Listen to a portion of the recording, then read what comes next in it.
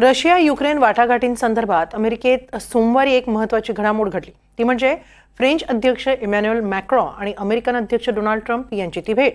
Macron यांच्या America भेटीचा उद्देश होता ट्रम्प यांचं मन वळवण्याचा. यात ते यशस्वी झाले का? पाहूया एक ग्लोबल रिपोर्ट. फ्रेंच अध्यक्ष इमॅन्युएल मॅक्रॉ आणि अमेरिकन अध्यक्ष डोनाल्ड ट्रम्प यांच्या या भेटीकडे साऱ्या जगाचं लक्ष लागलं होतं. कारण ही भेट रशिया अमेरिकेमध्ये पार पडलेल्या रियाद बैठकीनंतर होत होती.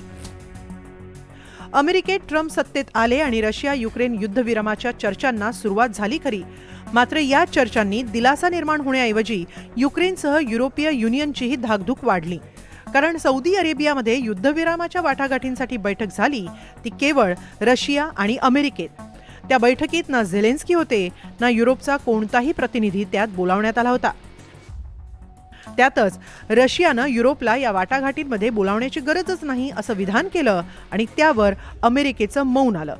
त्यामुळे ही धाकधूक चिंतेत बदलली. या बैठकीच्या पूर्वीच पॅरिसमध्ये सर्व युरोपीय नेते एकत्र आले आणि त्यांनी या वाटाघाटींचा निषेध नोंदवला होता. फ्रेंच अध्यक्ष मॅक्रॉ यांनी ते ट्रम्प यांची भेट घेतील आणि त्यांचं मन वळवतील असं तेव्हा म्हटलं होतं. मी त्यांना सांगणार आहे की ते अध्यक्ष पुतीन यांच्या समोर कमकुवत पडता कामा नये. तुम्ही असे नाहीत, हे तुमचे ट्रेडमार्क नाही, यात तुमचं हितही नाहीये.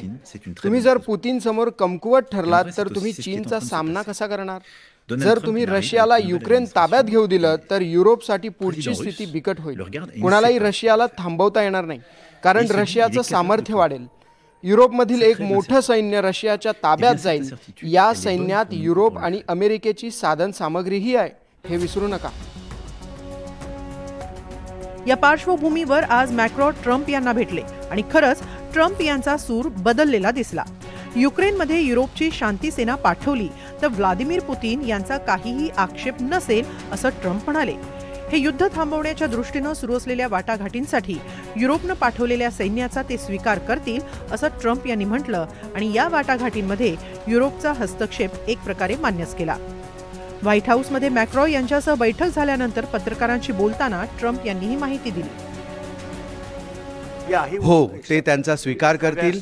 मी त्यांना याबाबत विचारलं होतं, तेव्हाच त्यांनी होकार दिला होता. हे पहा, जर आपल्याला हा करार करायचा असेल तर मला नाही वाटत की त्यांनाही हे युद्ध आता हवंय. युरोपच्या युक्रेनमधील अस्तित्वाला ते काही विरोध करणार नाहीत. तसंच अमेरिका आणि युक्रेन यांच्यातील खनिज करारांबाबतही दोघांचं एकमत होईल याबाबत ट्रम्प यांनी आशा व्यक्त केली आहे. G7 नेत्यांसह ऑनलाईन चर्चा झाल्यानंतर त्यांनी अमेरिकेच्या नुकसानीबाबत अंदाज मांडला आणि भरपाई मिळावी अशी अपेक्षा व्यक्त केली आहे. मला वाटतं की लवकरच युक्रेन आणि अमेरिकेत करार होईल आणि आम्ही यावर लवकरच सहमत होऊ.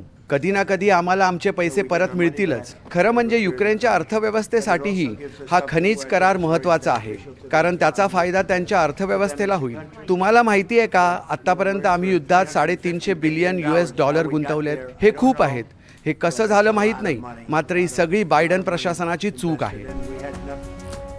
थोडक्यात या युद्धबंदीतून आपला पैसा परत मिळाला पाहिजे यावर ट्रम्प यांनी भर दिलाय. तर युक्रेनला अमेरिका मदत करत असल्यानं अमेरिकेला भरपाई दिली जाईल का असा प्रश्न मॅक्रॉ यांना विचारण्यात आला. त्यावर मॅक्रॉ यांनी भरपाईबाबत एक महत्त्वाची प्रतिक्रिया दिली. मला वाटतं सर्वात आधी युक्रेनला भरपाई दिली गेली पाहिजे, कारण या युद्धात त्यांचं नुकसान सर्वाधिक झालंय. त्यांची वित्तहानी, जीवितहानी मोठी आहे. दुसरं म्हणजे ज्यांनी त्यांना मदत केली आहे त्यांनाही भरपाई मिळेल, मात्र ती युक्रेनकडून नको तर रशियाकडून झाली पाहिजे, कारण त्यांनी युक्रेनवर आक्रमण केलं. मॅक्रॉ यांच्या या भेटीनंतर ट्रम्प हे वाटाघाटींमध्ये युरोपला स्थान द्यायचं की नाही हे स्पष्ट बोललेले नसले तरी युक्रेनमध्ये युरोपीय सैन्य असण्यावर त्यांनी आक्षेप नोंदवलेला नाही.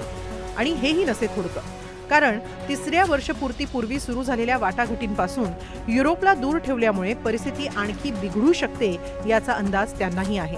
त्यातच मॅक्रॉ यांच्यानंतर ब्रिटिश पंतप्रधान कीर स्टार्मर हेही ट्रम्प यांची भेट घेणार आहेत. त्यामुळे युरोपचा वाढता दबाव ट्रम्प यांची भूमिका बदलण्यात कारणीभूत ठरतो का? वाटाघाटी सर्वसमावेशक होतात का? ट्रम्प हे प्रत्यक्ष पुतीन यांची भेटही घेणार आहेत, तेव्हा ते पुतीन यांचं मत वळवणार का याचा अंदाज लवकरच येईल. Bureau report, NDTV Marathi.